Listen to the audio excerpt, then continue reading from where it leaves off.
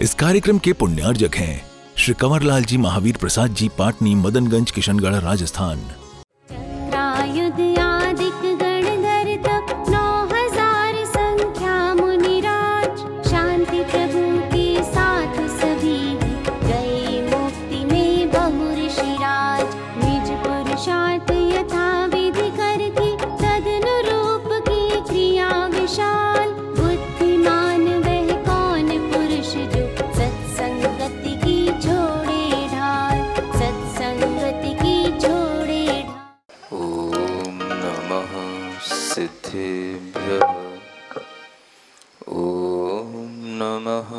सिद्धिभ्यः। ओकारं बिंदु संयुक्तं नित्यं ध्यायन्ति योगिनः। कामदं मोक्षदं चैव ओंकाराय नमो नमः। अरहमित्यक्षरं ब्रह्म वाचकं परमेष्ठिनः। सिद्धचक्रस्य सद्बीजं सर्वतः प्रणमाम्यहम्। देवादेव 1008 श्री शांतिनाथ भगवान की, परम पूज्य आचार्य गुरुवर श्री विद्यासागर जी महाराज की। श्री शांतिनाथ पद पंकज चंचरीका। देवाः नराः समभवन गणनाव्यपेताः। एकोऽस्मि तेषु मतिशक्तिविहीनतोऽपि भक्त्या प्रकर्षमुपयामि च तत्प्रभावात्। काव्य नंबर 67 से।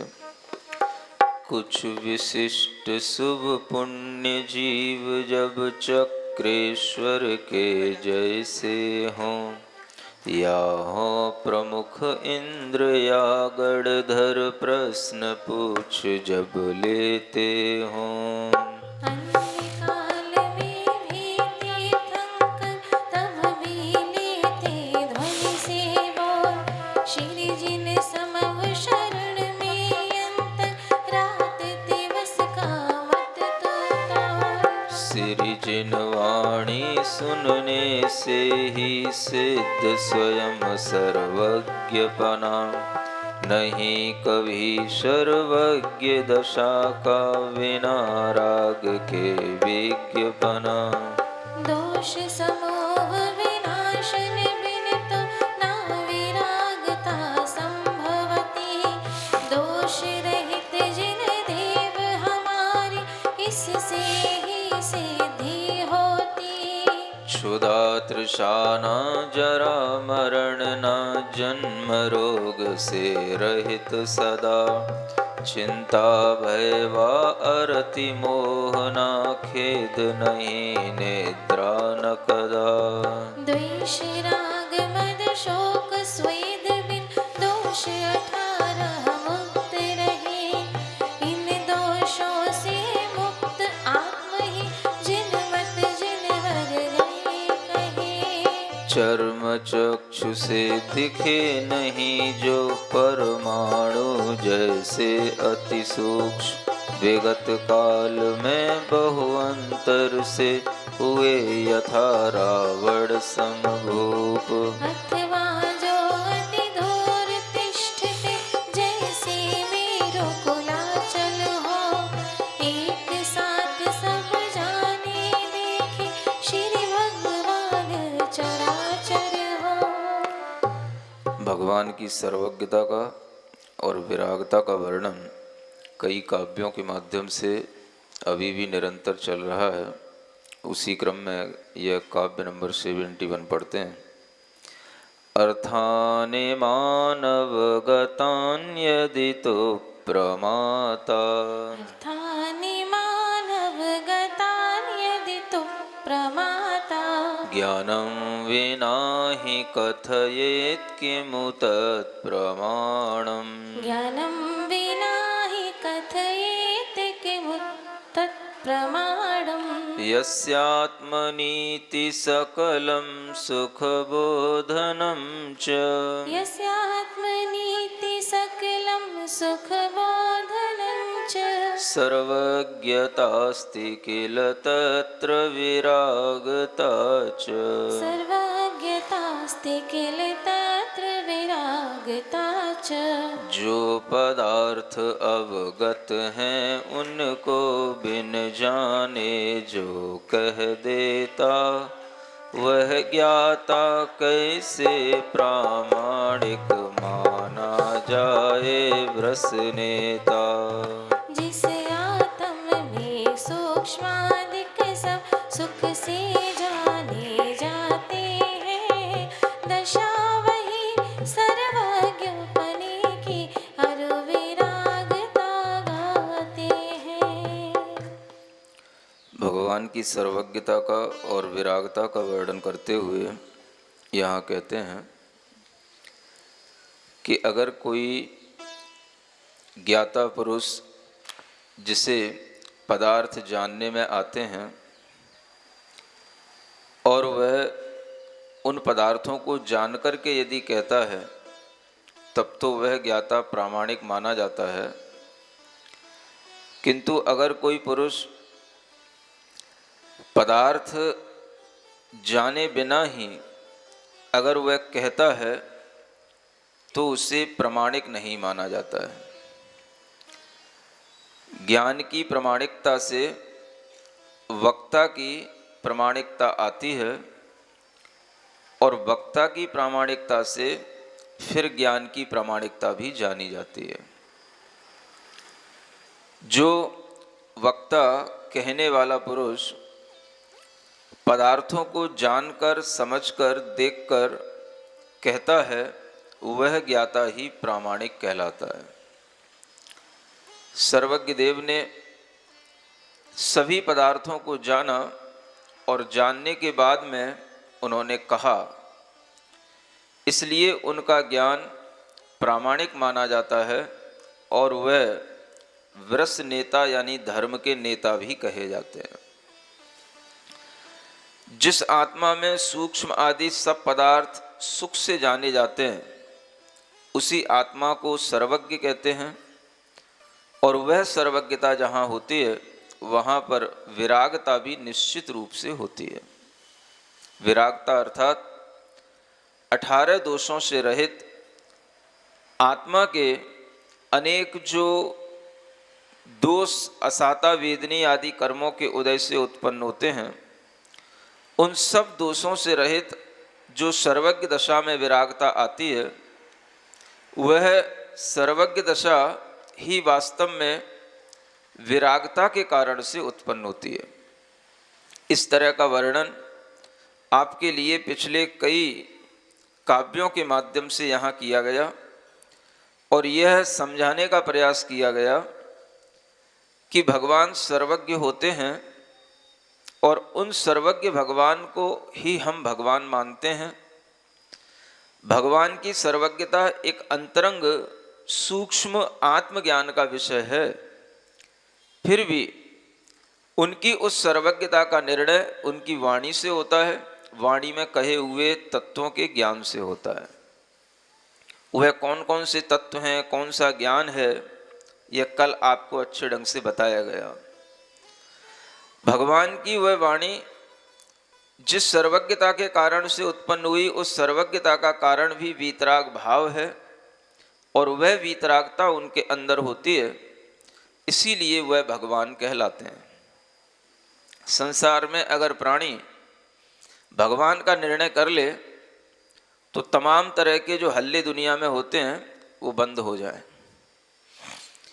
संसार का प्राणी अगर केवल भगवान का ही निर्णय कर ले कि भगवान कैसा होता है और भगवान अगर वीतरागता के साथ में है तो उस वीतराग भगवान को अगर आप भगवान मानेंगे तो अनेक तरह की विडंबनाएं जो आपके सामने दिखाई देती हैं वो सब छूट जाएंगे। भगवान जो वीतराग होते हैं उन वीतराग भगवान के पास में किसी भी तरह का राग का सद्भाव नहीं होता और वीतराग भगवान को मानने के लिए हमें न स्वर्ग की ओर देखना पड़ता है, न किसी संसार में और आकाश की ओर देखना पड़ता है। वीतराग भगवान सबसे ऊपर लोक के अग्रभाग पर विराजमान होते हैं। उन सिद्ध भगवंत की आत्माओं को अगर हम ध्यान में रखें तो हम समझ सकते हैं कि भगवान क्या होते हैं और परमात्मा क्या होते हैं। ऐसे परमात्मा को समझने का अगर आपको एक मौका मिलता है तो हम उन परमात्मा को समझते हुए अनेक प्रकार के जो और देवी देवताओं की कल्पना की जाती है उसके बारे में विचार कर सकते हैं।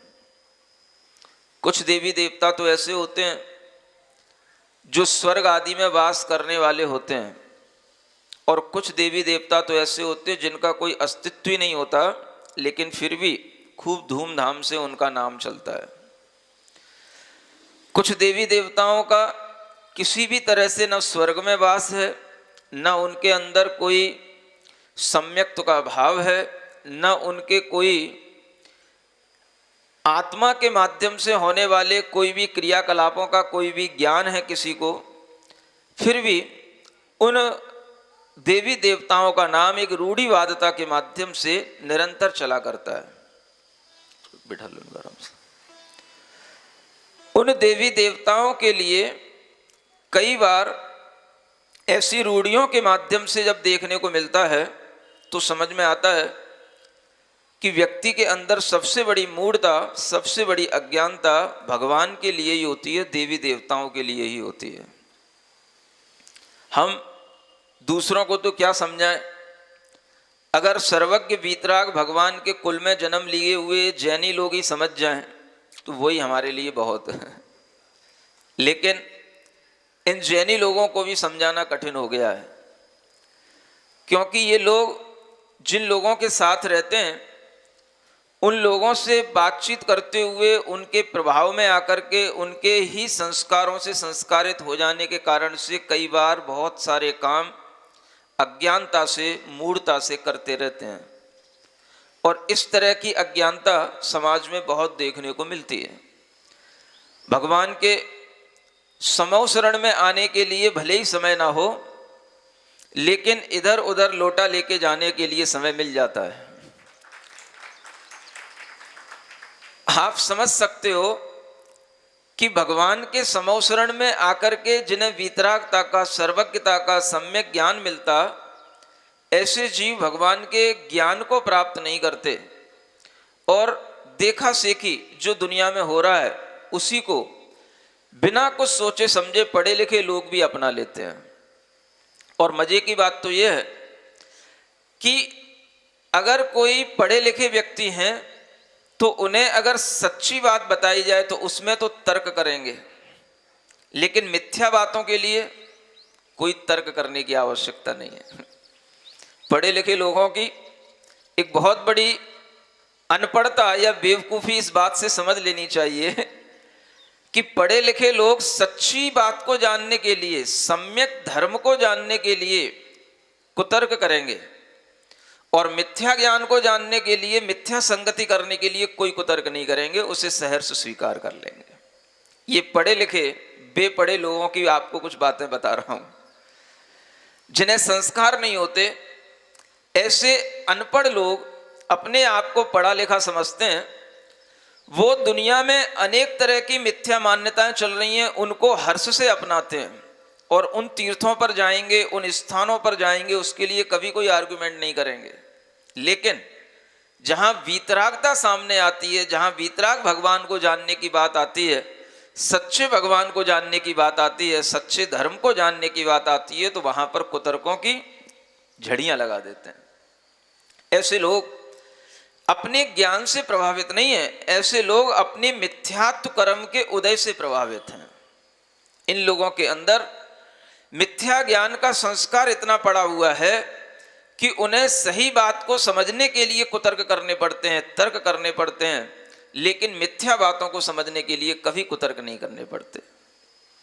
अगर इन्हें आप कभी सम्यक शिखर जाने के लिए कहो, कभी गिरनार जी जाने के लिए कहो, तो उसके लिए कुतर्क करेंगे कि वहां क्यों जाना, और दुनिया के अन्य स्थानों पर जाने के लिए कहो तो कोई कुतर्क नहीं करेंगे, वहां जाने के लिए तैयार बैठे हैं।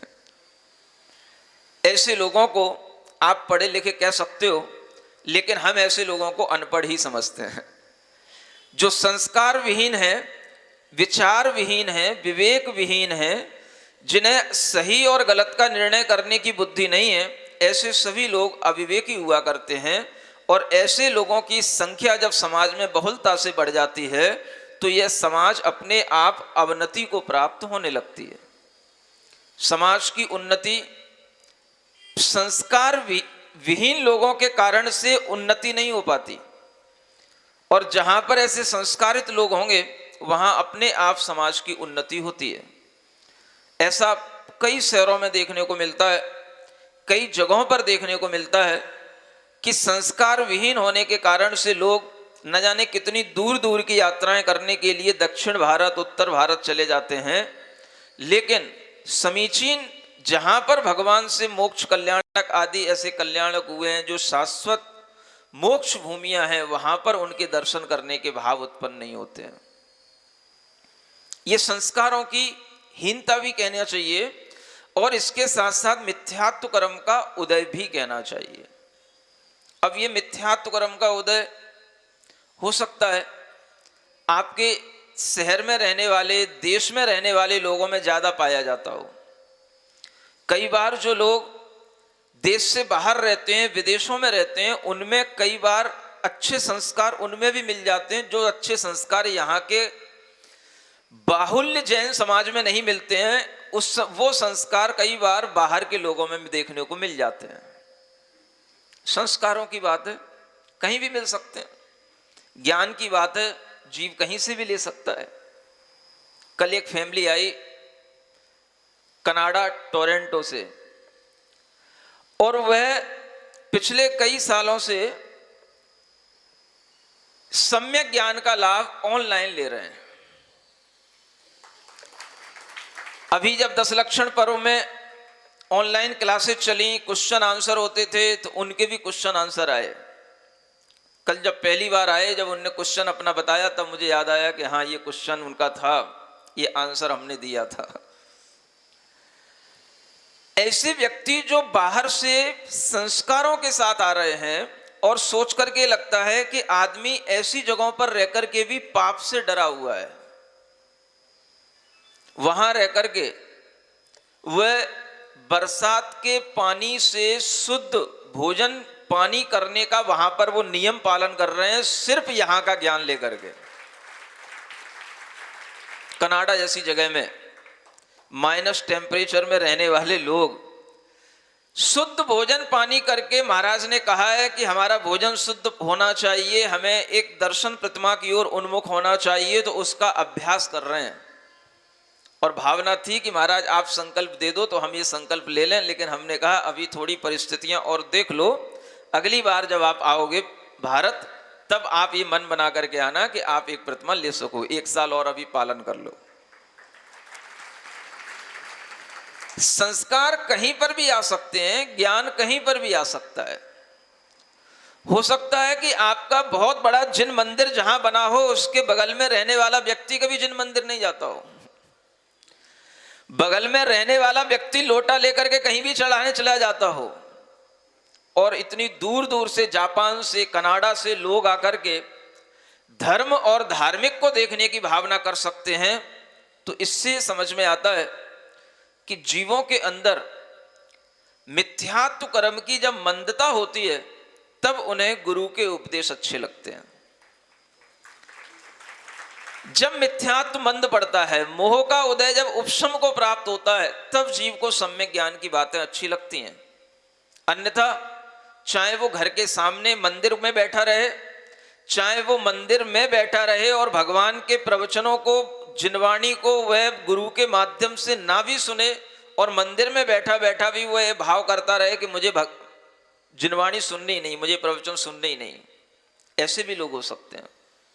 आप समझ सकते हो कि दुनिया में जीव अनेक अनेक जगहों पर अनेक अनेक तरह से जैनत्व को समझ रहे हैं, जैनत्व को अपना रहे हैं, अहिंसा को समझ रहे हैं, वीतरागता को अपना रहे हैं, और जहां पर बाहुल्य में जैन लोग पाए जाते हैं, जिनके मंदिर तीर्थ सब आसपास रहते हैं, ऐसे बहुत से लोग कहो सम्यक ज्ञान से वंचित बने रहते हो। ये सब क्यों होता है? तो हर व्यक्ति के अपने अपने कर्म के उदय से उसे अपने अंदर एक भाव पैदा होता है कि हमें जीवन में क्या करना चाहिए और क्या नहीं करना चाहिए। ये सम्यक ज्ञान दूर दराज में बैठे हुए लोगों को भी मिल जाता है, और अगर नहीं मिलता तो घर में बैठे हुए लोगों को भी प्राप्त नहीं होता। ये सम्यक ज्ञान की बात है। भगवान ने अपनी दिव्य ध्वनि में अनेक तत्वों का वर्णन किया। मुनि महाराज के लिए मुनियों के धर्म का वर्णन किया, जिसे श्रवण धर्म कहते हैं, और श्राविकाओं के लिए श्रावक धर्म का भी वर्णन किया। प्रतिमाओं का वर्णन किया, 1 से लेके 11 प्रतिमाओं का सार संक्षेप से वर्णन भी आपको सुनाया गया। सुना कि नहीं? सुना तो था,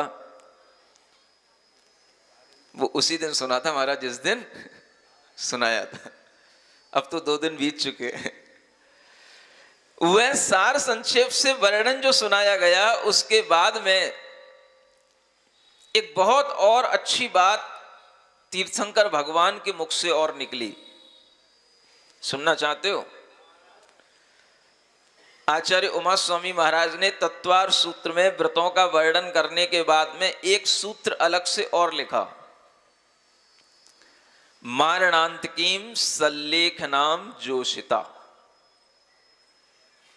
क्या लिखा?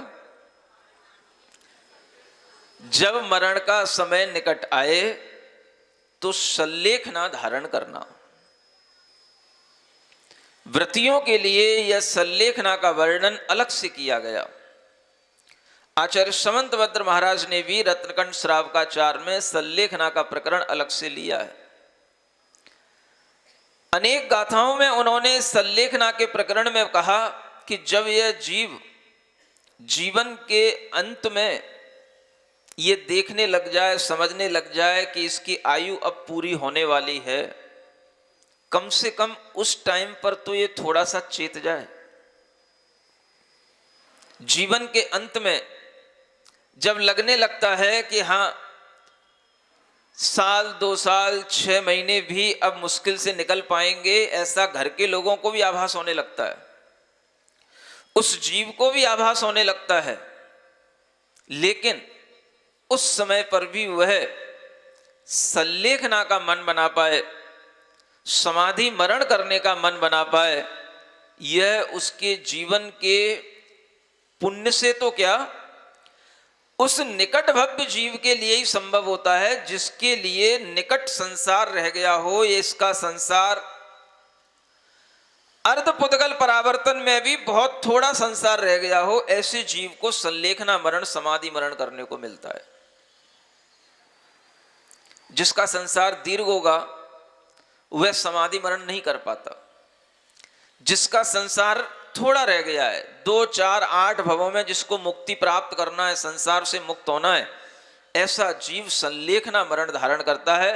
और तीर्थंकर भगवान ने कहा, शांतिनाथ भगवान की दिव्य ध्वनि में भी वही कहा गया कि जो जीव सल्लेखना मरण करने का प्रयास करता है और सल्लेखना धारण करता है, उसे आगामी 4 6 अधिक से अधिक 8 भवों में इस संसार से मुक्ति मिल जाती है। स्वयं शांतिनाथ भगवान के जीव ने भी पिछले जन्मों में मुनि महाराज के उस श्रवण पद को प्राप्त करके भी कई बार सल्लेखना व्रत के साथ में मरण किया, और इसी वजह से उनका संसार सिमटता चला गया, और सिमटते सिमटते आज वह अंतिम भव को, अंतिम पर्याय को प्राप्त हुए हैं। वह मरण जब कोई गृहस्थ भी करता है तो आचार्य कहते हैं कि गृहस्थ भी सल्लेखना मरण धारण कर सकता है। करना क्या है? उसकी पहले मानसिकता बननी चाहिए, सबसे बड़ी चीज। यह सल्लेखना जबरदस्ती होने वाली चीज नहीं है, जबरदस्ती नहीं होती, बलात् नहीं होती, यह जोशिता कहा गया। क्या कहा गया? जोशिता, यानी प्रीति पूर्वक उसको ग्रहण करना। खुद अपने भावों से अनुरागता के साथ में कि इसी से हमारी आत्मा का कल्याण होगा, ऐसा विचार करके उसको ग्रहण करना, ऐसा आचार्यों ने कहा। और कहा कि जब कभी इस गृहस्थ को ये सल्लेखना लेने का भाव आए तो आचार्य अनेक गाथाओं में उसका वर्णन करते हैं, लिखते हैं कि आलोच्य मेन सर्वम कृतकारित मनमतम च निर्व्याजम आरोपयेन महाव्रत मामरण स्थायी निशेषम। यह जीव अगर सल्लेखना लेना चाहता है तो आचार्य कहते हैं अंत अंत में भी यह मन बनाए कि मैं महाव्रतों को धारण करके इस पर्याय को छोड़ूं, इस शरीर को छोड़ूं। क्या धारण करके? महाव्रतों को। भाव तो बड़ा ही बनाना चाहिए। जब बड़ा भाव बनाओगे तो कुछ छोटे भाव की पूर्ति भी होने की संभावना बनी रहेगी। महाव्रतों का भाव रखोगे तो फिर 2 प्रतिमा, 7 प्रतिमा, 10 प्रतिमा, 11 प्रतिमा तक के भावों से भी आपके लिए कुछ उपलब्धियां हो सकती हैं। इसलिए गृहस्थ भी महाव्रतों को आरोपित कर ले अपने ऊपर या उसके ऊपर आरोपित कर दिए जाएं, गृहस्थ के लिए भी महाव्रत अंत में दे दिए जाएं, ऐसा आचार्य कहते हैं। लेकिन वह किस गृहस्थ के लिए? जिसने सल्लेखना प्रीतिपूर्वक लेने का भाव किया हो और सब तरह से अपने मन वचन काय से कृतकारित अनुमोदना से अपने पापों की जिसने आलोचना की हो। क्या की हो? जो व्यक्ति सल्लेखना लेने का भाव करेगा वह किसी ना किसी गुरु की शरण में जाएगा। घर में रहकर के सल्लेखना नहीं होगी, गुरु के निर्देश से होगी या गुरु की शरण में होगी। और गुरु की शरण में जब पहुंचेगा तो सबसे पहले उसे क्या करना? तो आचार्य समंतभद्र महाराज कहते हैं क्षांत्वा क्षमयेत प्रियैर वचनैः। पहले तो वह सब जीवों को क्षमा करे और सबसे क्षमा मांगे प्रिय वचनों के माध्यम से। फिर गुरु के चरणों में पहुंच करके अपने जीवन में हुए 5 ही प्रकार के पापों की आलोचना करे। आलोचना समझते हैं? क्या करे? जैसे हम दूसरों की आलोचना करते हैं, एक छोटी सी बात को भी बड़ा बना करके, ऐसे ही अपने पाप की, अपने दोषों की आलोचना करे कि जीवन में हमने कितने पापों के माध्यम से कितना हमने कर्म बंद किया, उसकी वह आलोचना करने का वह समय आता है, सल्लेखना का समय। और वह समय जब आए तो आचार्य कहते हैं वो सल्लेखना के समय पर होने वाली आलोचना में कोई छल नहीं होना चाहिए, निर्व्याजम, छल कपट नहीं रखना। एक अबोध शिशु की तरह जैसे वह सब कुछ अपना बोल देता है, उसी तरह से जीवन में किए हुए सब प्रकार के पापों का प्रायश्चित करना, आत्म आलोचना करना, आत्म निंदा करना, गुरु के समक्ष अपने किए हुए कृत कारित अनुमोदना से किए हुए हर तरह के पाप की आलोचना करना, यह सबसे पहला कार्य बताया गया। पहले तो क्षमा मांग ले सबसे, जो भी आसपास अपने परिचित लोग हैं उन सबसे, और फिर उसके बाद में अपनी आत्मनिंदा करके अपनी आत्मशुद्धि कर ले। ये आत्मशुद्धि का मार्ग है। अगर आपने अपने किए हुए किसी भी दुष्कृत्य को स्वीकार कर लिया, आपने आत्म आलोचना कर ली, उसका स्वयं में निरीक्षण करके उसका गुरु के चरणों में निवेदन कर दिया, तो आपका वह पाप अपने आप हल्का हो जाता है। प्रायश्चित सबसे पहला तप कहा गया, और उस प्रायश्चित में यह आलोचना करना, यह उसकी विधि में बताया गया। सबसे पहले आलोचना करना, प्रायश्चित लेना, अपने आप के अंदर यह भाव आना कि मैंने जीवन भर संसार, शरीर और भोगों के राग से कितने कितने पाप किए, मैं उन सब की मुक्ति करने के लिए हे गुरुदेव आपके चरणों में इस शरीर को छोड़ने का, अपने मन के विचारों को छोड़ने का निवेदन कर रहा हूं। और इस तरह से जब वह निवेदन करता है तो उसका मन हल्का हो जाता है। प्रायश्चित कर लेने से, आत्मा आलोचना करने से आत्मा भारी नहीं हो जाती है, हल्की हो जाती है। उस समय पर अगर आंखों में आंसू भी आ जाएं तो बहुत अच्छी बात है, रो लेना भी अच्छी बात है। हल्का हो जाना पहले जरूरी है। जो व्यक्ति निश्चल रूप से ये जानता है कि संसार में सभी आत्माएं जन्म जन्म तक पाप ही करते रहते हैं, हम भी उन्हीं आत्माओं में शामिल थे, हमने भी जीवन भर अनेक तरह के पाप किए, लेकिन अब अंत समय मुझे ये बुद्धि मिली तो मैं गुरु के चरणों में हूं, तो वह सबसे पहले अपने सब प्रकार के पापों की आलोचना करके अपने मन को हल्का बना लेता है। हे भगवान, मुझे अब और कुछ नहीं इस संसार में चाहिए, मुझे इस शरीर को छोड़ने में किसी भी प्रकार का मोह ममत्व का भाव ना आए, इसलिए मैं अपने मन से अपने पापों की आलोचना करके आपके चरणों में सल्लेखना ग्रहण करना चाहता हूं और इस शरीर से जन्म जन्म के लिए मुक्ति चाहता हूं। इस तरह के भावों से जब वह भर जाता है तो उसे एक नाम दिया गया छपक। क्या बोलते हैं उसको?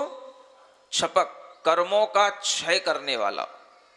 सल्लेखना के समय पर कर्मों का क्षय सबसे अधिक होता है।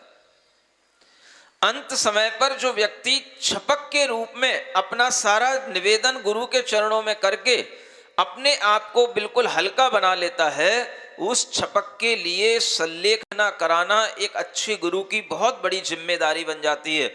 और वह गुरु, वह साधु अपने सब काम छोड़ देगा, लेकिन उसकी सल्लेखना में किसी तरह का प्रमाद नहीं करेगा। यह एक बहुत बड़ी जिम्मेदारी उस गुरु की बन जाती है। ऐसे गुरु के पास पहुंचकर के जब वह आलोचना कर लेता है तो उसके मन में बहुत हल्कापन आ जाता है। करना क्या है? जीवन में पाप तो सभी करते हैं, लेकिन पाप की निंदा कोई नहीं कर पाता। पाप की गठरी अपने मन पर रख कर के ही चले जाते हैं। सल्लेखना करने वाले को ही मौका मिलता है कि मैं जीवन में एक बार गुरु के चरणों में अपने पाप का निवेदन करके बिल्कुल हल्का हो जाऊं। ये भावना हर एक उस जीव की होनी चाहिए जो संसार से मुक्ति चाहता है, कर्म बंधों से मुक्ति चाहता है और वह अपने आप को संसार के दुखों से बचाना चाहता है। ऐसे हर एक जीव के अंदर यह भावना होना चाहिए। अगर यह भावना शॉर्ट में पढ़नी हो तो उसके लिए भी 4 लाइनें आप लोगों को पढ़ने सुनने को दे दी जाती हैं, वो भी आप पढ़ते ही रहते हो कभी कभी। कौन सी? मेरे भगवन मुझे एक बार तू आगाह कर देना, मेरे भगवन मुझे एक बार तू आगाह कर देना, जब भी हो शाम जीवन की मुझे इत्तलाह कर देना, जब भी हो शाम जीवन की मुझे इत्तलाह कर देना। अब जो लाइनें कही जा रही हैं, जो भावनाएं आपको दी जा रही हैं, वो शुरू की 4 लाइनों में बहुत अच्छे ढंग से लिखी हैं। मुझे मौका बस एक देना कि मैं अफसोस कर पाऊं, मुझे मौका बस एक देना कि मैं अफसोस कर पाऊं। हुई जो गलतियां मुझसे उन्हें मैं तुमसे कह पाऊं, हुई जो गलतियां मुझसे उन्हें मैं तुमसे कह पाऊं। मेरी आँखों में हो आंसू, हो पश्चाताप अपने पर। मेरी आँखों में आंसू हो पश्चाताप अपने पर। मैं अपनी मान लूं गलती, चला सदराह पर देना। जभी हो शाम जीवन की मुझे इत्तलाह कर देना। ये समाधि मरण की भावना है। सिरिजिणवाणी जग कल्याणी, जग जन मदतम मोहरी। जणमण हारी गढ़हर हारी, जम जरा भव रोग हरी। तिथ्य राणम दिव्य झुणिम जो पड़ई सुणई मय्ये धारई। राणम सौख मणंतम धरिय, सासद मोक्ष पदम पावई। सासद मोक्ष पदम पावई। इस कार्यक्रम के पुण्यार्जक थे श्री कंवरलाल जी महावीर प्रसाद जी, पाटनी, मदनगंज, किशनगढ़, राजस्थान।